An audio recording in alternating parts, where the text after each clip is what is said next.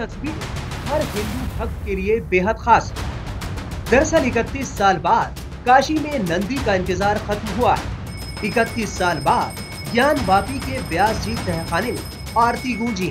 व्यास जी तहखाने में पूजा की इजाजत मिलने के बाद देर रात 2 बजे वहां पूजा और आरती की गई। कोर्ट के आदेश के बाद सबसे पहले ज्ञानवापी परिसर से बैरिकेडिंग हटाई गई और फिर कड़ी सुरक्षा के बीच पूजा अर्चना की तैयारी हुई। काशी विश्वनाथ ट्रस्ट बोर्ड के पुजारी ने पूरे विधि विधान के साथ तहखाने की साफ सफाई कराई। गंगा जल से शुद्धिकरण हुआ। फिर वहां विराजमान देवी देवताओं को स्थापित कर बाकायदा पूजा अर्चना की गई।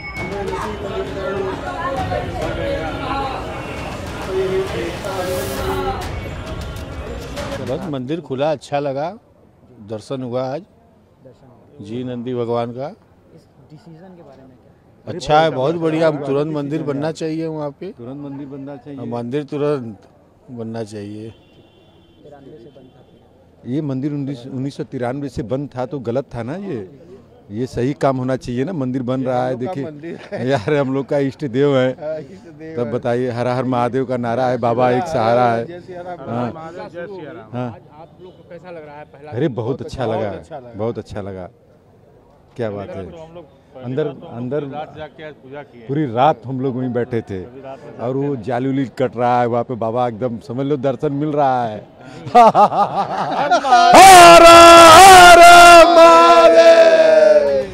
कोर्ट के आदेश के बाद काशी विश्वनाथ परिसर स्थित नंदी के बगल से व्यास जी के तहखाने में जाने का एक रास्ता बनाया गया है, जहां तहखाने में पूजा अर्चना की गई, जिसके बाद परिसर में मौजूद भक्तों को प्रसाद दिया गया। अब से व्यास जी के तहखाने में रोजाना 5 वक्त आरती होगी। जल्द ही यहाँ पर आम श्रद्धालु भी बाबा के दर्शन कर सकेंगे।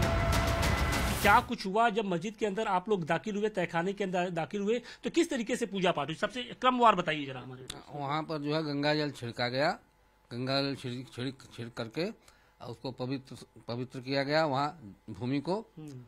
तो उसके बाद अच्छा छिड़क करके वहाँ पूजा जो है चालू हुई। कितने बजे आप लोग मस्जिद के अंदर दाखिल हुए थे और कितने बजे से कितने बजे तक वहाँ पर पूजा पाठ हुई? और आपके साथ और कितने लोग मौजूद थे? कौन कौन लोग मौजूद थे? पूजा हुई समझ लीजिए 12 साढ़े 12 बजे से 1 बजे करीब तक हुई पूजा। उसके बाद जो वहाँ पर मुथा जैन थे अधिकारी, जो पुलिस कमिश्नर के थे और जीएम साहब थे और मंडलायुक्त थे और ट्रस्ट के पुजारी थे 4-5 जो है, और मंदिर के अधिकारी थे। ये सब लोग वहाँ पर। पूजा का विधान क्या रहा? क्योंकि कहा यह जाता है कि पहले शुद्धिकरण के साथ उसके बाद जो आगे पूजा पाठ हुई, तो उसमें कौन कौन से देवी देवताओं की पूजा पाठ हुई? क्योंकि कहा यह जा रहा है कि जो दीवारों पर जो चित्र अंकित थे उनकी पूजा पाठ पहले हुई है। हाँ, तो जो वहाँ पर दीवार में बने हुए कमल का फूल है, जैसे हनुमान जी की मूर्ति बनी हुई है, तो उन सबों का जो है पूजन वूजन हुआ। अच्छा छिड़का गया, फूल में छिड़के गए। फिर उसके बाद जो है पूजन मूर्तियों का जो है हुआ। 31 साल बाद आप लोग को पूजा पाठ का फिर से अधिकार मिला है, क्या कहेंगे? कितना भावुक कर देने वाला ये पल है?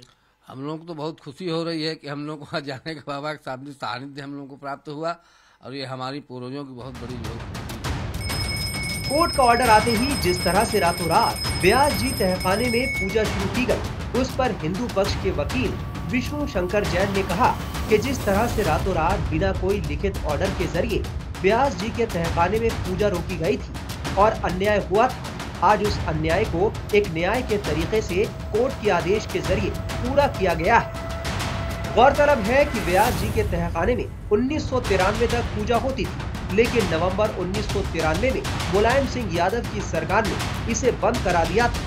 साथ ही पूजा करने वाले पुजारियों को हटा दिया गया था। अब 31 साल बाद व्यास जी के तहखाने में दीप जले और आरती गूंजी। टाइम्स नॉन ऑफ भारत डिजिटल की रिपोर्ट।